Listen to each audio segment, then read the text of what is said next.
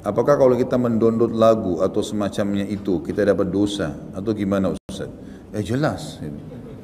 Jelas, ini sudah berapa kali kita jelaskan dalam pengajian. Teman-teman, kalau antum sudah ada di pengajian, mulai sekarang yang didengar adalah pengajian, tilawah Al-Quran. Musik ini dan lagu tinggalkan udah. Tidak akan pernah bertemu musik sama Al-Quran, mustahil. Mustahil teman-teman sekalian. Baik berat, coba lawan dulu. Pakai seminggu, 2 minggu, rapi, berdoa sama Allah. Karena memang tidak bisa ketemu ini, tidak bisa ketemu teman-teman sekalian.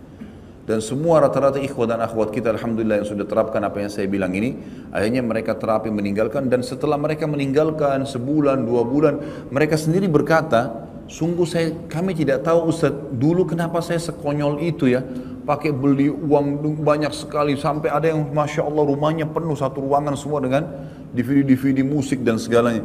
Dia bilang sekarang justru setelah ikut pengajian dan saya tahu, saya alihkan dari pengajian ke pengajian, dari taklim ke taklim. Seperti teman-teman duduk di sini, rasa bertambah iman nggak? Saya tanya sekarang. Hah?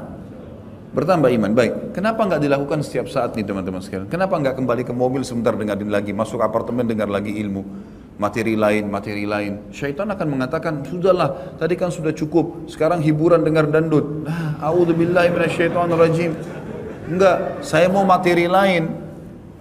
Imam Nawawi belajar teman-teman satu hari 12 kitab di 12 guru gitu kan. Antum mesti satu hari itu dengar 12 materi berbeda. Dengarin ilmu, dari ilmu ke ilmu. Karena ilmu itu tidak akan menambah kecuali kepintaran, keimanan, kebaikan, ketinggian derajat, banyak manfaatnya. Musik itu akan membuat kalau sedih ya sedih, kalau senang ya senang, kalau kalimatnya jahat kita jadi jahat juga. Ya begitu. Bukankah banyak musik-musik lagu-lagu orang non-muslim yang akhirnya saya buka pakaianmu, saya begini, saya begitu, bahasa yang tidak santun sekali. Kira-kira tidak berpengaruh pada orang, berpengaruh pada orang itu. Berpengaruh gitu kan. Kata-kata cacian dan susah ini semua tidak ada manfaatnya teman-teman sekalian. Maka tidak bisa ketemu antara ini sama ini. Download mulai sekarang ceramah. Dari ceramah ke ceramah, ustadz ini ke ustadz ini, materi ini ke materi ini. Lalu susun dengan rapi, buat seperti kurikulum sendiri. Kalau saya pribadi sudah buat di web kita, resmi itu memang web ini kita susun secara rapi. Ada kajian Minhajul Muslim, ada Bulughul Maram, ada dosa Al-Kabair, ada Riyadhus Shalihin, ada Mahkota Pengantin, ada serial Sirah, ada serial Sahabat, banyak, ada Tablik Akbar, ada khutbah Jumat. Semua bisa disusun secara sistematis, ikutin. Kayak kurikulum kuliah, hari Senin saya ikutin materi akidah, misal di Minhajul Muslim, hari Selasa saya bahas masalah ibadah, sholat, wudu dan seterusnya, kita pelajari. Hari Rabu saya belajar sirah, hari Kamis saya belajar ini. Luangkan waktu untuk itu, kurikulumkan. Ada di antara ikhwah-ikhwah yang WA ke saya dan memang Masya Allah, saya lihat mereka mengikuti dan mereka akhirnya seperti orang yang sedang kuliah.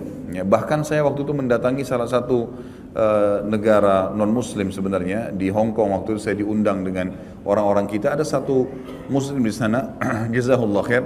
Dia buat semacam sekolah ya untuk orang-orang kita yang kerja di sana dari SD sampai S1. Dan dia jadikan kurikulum ceramah-ceramah saya. Jadi kalau teman-teman ini pada hari Sabtu atau Ahad lagi libur, mereka sekolah gitu kan. Lalu mereka tonton sirah.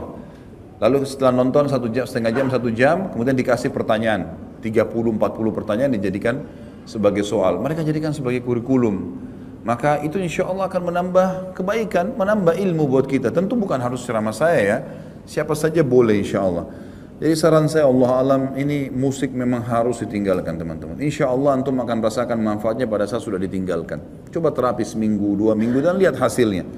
Kita akan rasakan ketentraman jiwa. Pada saat saya bimbing umroh selalu jawaban jemaah saya begitu, pertanyaan, Ustaz, kok di sini nyaman sekali ya, keenak rasanya mau tiap hari begini.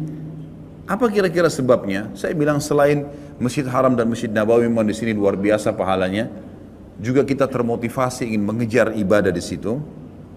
Sisi yang lain saya tanya, Bapak Ibu di sini selama seminggu atau 9 hari pernah dengar musik?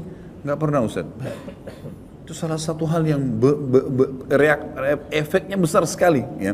Besar sekali pada kejiwaan, sehingga memang kita tidak terganggu dengan itu. Sampai Abu Bakar mengistilahkan radhiyallahu anhu musik itu dengan mazamirus syaitan, anak-anak panah syaitan. Itu akan merusak hati seseorang. Sekali kena berbahaya sekali, gitu kan? Berbahaya. Dan teman-teman yang hafal Quran tahu masalah itu. Kapan mereka dengar musik, maka sangat berpengaruh kepada kualitas hafalannya. Itu memang sudah umum. Jadi orang kalau hafal Quran yang paling pertama diingatkan dua hal. Jangan interaksi sama lawan jenis yang bukan mahram dan jangan dengar musik. Ada teman saya subhanallah hafal Quran 3 bulan. Dan kata kuncinya dia juhud, dia berusaha dan dia tinggalkan dua hal tadi. Nggak pernah interaksi sama lawan jenis, dia tinggal di gunung, di pesantren sana dihafal sama dia dan tidak pernah dengar musik. Selama 3 bulan hafal 30 juz. Dan Masya Allah sampai sekarang bertahan hafalan itu.